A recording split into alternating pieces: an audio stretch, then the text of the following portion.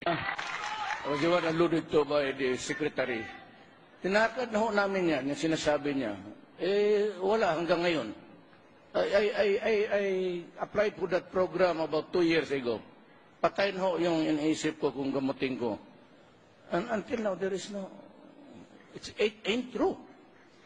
Wala sa Davao. It's not Pinapalo up true. na. Secretary Mar, your name was mentioned. Siguro katang-isip ito ni Mayor Duterte. Dahil totoo na may mga natutulungan ng PhilHealth sa Davao City. Bukas alas 8 ng umaga, ibibigay ko sa kanya ang lista ng mga Davaoenyo na natulungan ng PhilHealth at ng gobyerno sa Davao City. Mayor, I do not believe you. You have made so many promises in your term in the government. On lahat, halos wala kayong nag-ibigay sa tao. Puro daldal, puro announcement, puro lahat. No implementation. There is one. It's all corruption. go ahead, Secretary. Mayor Duterte, I dare you. Kung may mapakita akong tao, pangalan, ospital na talagang natulungan sa Davao City, ikaw ba'y aatras? Lahat yun. Kasi ang problema dito, kung hindi pumasok at hindi mo pinaniwalaan ang aktual na facts, na datos, ay babaliwalain mo. Ito ang mga katotohanan. So doon tayo sa katotohanan. Huwag nating lukuhin ang ating mga kababayan na walang nangyayari. Ang katotohanan, ang pinakabasihan ng kahit anong pamumuno. Katotohanan ang basihan ng ating tiwala sa isa't Go isa. ahead, Mayor. Well, this is a nationwide problem. Pati Davao, nililang na nila. The people of the Philippines are listening. Is this guy telling the truth? So baliktad, ito. Pinalitan na naman, binago na. Respond. No, ito na naman, ito yung style ni Mayor Duterte. Kaya wag natin, sa mga kabataan, wag natin tularan ito.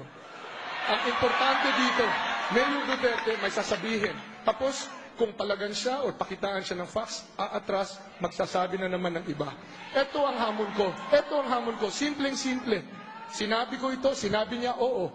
May mapapakita ako. Aktual, naka-video ng mga tao na natulungan ng PhilHealth sa Davao City. Libo-libo po yan. Sinabi niya, aatras siya. Go ahead, Tingnan natin Mayor. Go kung ahead. tuto pa rin yan sinabi niya. Go ahead. Alam mo, ma'am, nakikinig ang buong Pilipinas sa gobyerno araw-araw. Si Secretary Robas naman, hindi nagpapaiwan. Ngayon, kung totoo talaga ang sinasabi mo at naniniwala ang Pilipino sa iyo at dapat ikaw maging presidente, bakit sa huli ka sa rating? Nako, okay, ganito. We have to move on at some point. Pero because of that, I will have to let Secretary Mar respond, but we need to go on with Senator Grace Poe after. But Secretary, please Simple respond. lang po, nakikita ng ating mga kababayan ang asal mo, Mayor Duterte, na hindi ka karapat-dapat. Kaya sa Mayo 9, ang mananalo, ang matuwid, ang mananalo, ang disente, ang mananalo, ang karapat-dapat. Si walang iba kundi si Mar Rojas. Sos Mario Seth, was you alluded to by the secretary. Tinakad na ho namin yan, yung sinasabi niya. Wala hanggang ngayon. I applied for that program about 2 years ago. Patayin ho yung iniisip ko kung gamutin ko. And until now, there is no... It ain't true. Wala sa Davao. It's Pinapalo not up true. na. Secretary Mar, your name was mentioned. Siguro katang-isip ito ni Mayor Duterte.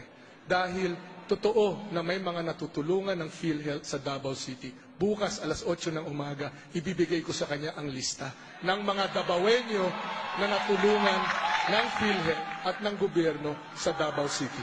Mayor, I do not believe you.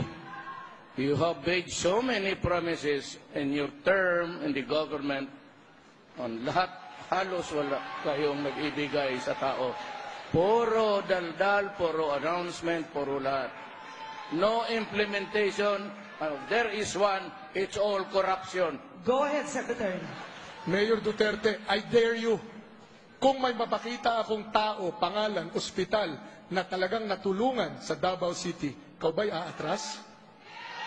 Lahat yun. Kasi ang problema dito, kung hindi pumasok at hindi mo pinaniwalaan ang aktual na facts, na datos, ay babaliwalain mo. Ito ang mga katotohanan. So doon tayo sa katotohanan. Huwag nating lukuhin ang ating mga kababayan na walang nangyayari. Ang katotohanan, ang pinakabasihan ng kahit anong pamumuno, katotohanan ang basihan ng ating tiwala sa Go isa't isa. ahead, Mayor. Well, this is a nationwide problem. Pati Davao, nililang na nila. The people of the Philippines are listening.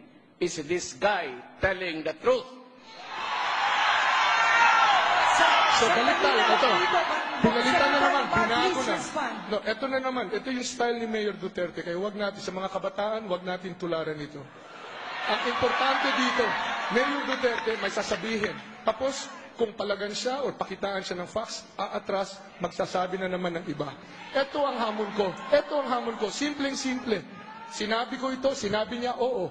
May mapapakita ako. Aktual, naka-video ng mga tao na natulungan ng PhilHealth sa Davao City. Libo-libo po yan. Sinabi niya, aatras siya. Go ahead, Tingnan natin Mayor. Go kung ahead. tuto pa rin yan sinabi niya. Go ahead. Alam mo man, nakikinig ang buong Pilipinas sa gobyerno araw-araw. Si Secretary Robas naman, hindi nagpapaiwan. Ngayon, kung totoo talaga ang sinasabi mo at naniniwala ang Pilipino sa iyo, at dapat ikaw maging presidente, bakit sa huli ka sa rating? Nako, okay, ganito. We have to move on at some point.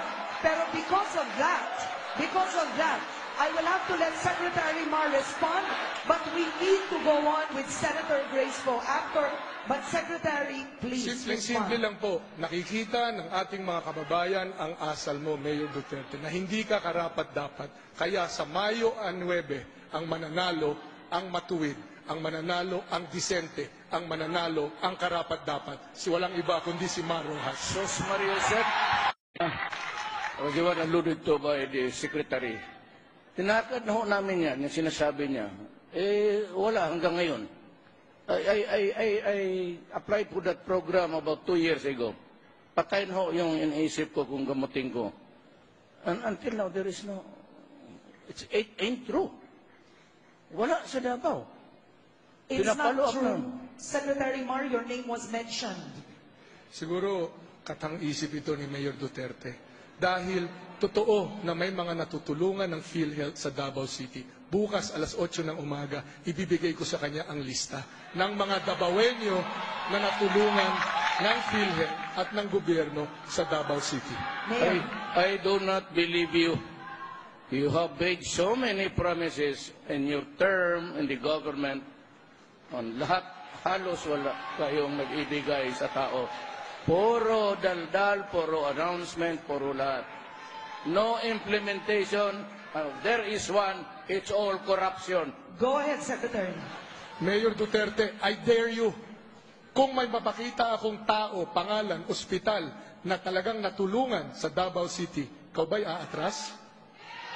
Lahat yun. Kasi ang problema dito, kung hindi pumasok at hindi mo pinaniwalaan ang aktual na facts, na datos, ay babaliwalain mo. Ito ang mga katotohanan. So doon tayo sa katotohanan. Huwag nating lukuhin ang ating mga kababayan na walang nangyayari. Ang katotohanan, ang pinakabasihan ng kahit anong pamumuno, katotohanan ang basihan ng ating tiwala sa isa't Go isa. ahead, Mayor. Well, this is a nationwide problem. Pati Davao, nililang na nila. The people of the Philippines are listening. Is this guy telling the truth? So baliktad, ito. Pinalitan na naman, binago Please na. respond. No, ito na naman, ito yung style ni Mayor Duterte. Kaya wag natin, sa mga kabataan, wag natin tularan ito. Ang importante dito, Mayor Duterte may sasabihin. Tapos, kung palagan siya o pakitaan siya ng facts, aatras, magsasabi na naman ng iba. Ito ang hamon ko. Ito ang hamon ko. Simpleng-simple. Sinabi ko ito, sinabi niya, oo. May mapapakita ako. Aktual, naka-video ng mga tao na natulungan ng PhilHealth sa Davao City. Libo-libo po yan. Sinabi niya, aatras siya. Go ahead, Tingnan natin Mayor. Go kung ahead. tuto pa rin yan sinabi niya. Go ahead. Alam mo man, nakikinig ang buong Pilipinas sa gobyerno araw-araw. Si Secretary Robas naman, hindi nagpapaiwan. Ngayon, kung totoo talaga ang sinasabi mo at naniniwala ang Pilipino sa iyo at dapat ikaw maging presidente, bakit sa huli ka sa rating? Nako, okay, ganito. We have to move on at some point. Pero because of that, I will have to let Secretary Mar respond, but we need to go on with Senator Grace Poe after. But Secretary, please Simple respond. lang po, nakikita ng ating mga kababayan ang asal mo, Mayor Duterte, na hindi ka karapat-dapat. Kaya sa Mayo 9, ang mananalo, ang matuwid, ang mananalo, ang disente, ang mananalo, ang karapat-dapat. Si walang iba kundi si Mar Rojas. Sus Mario Josep,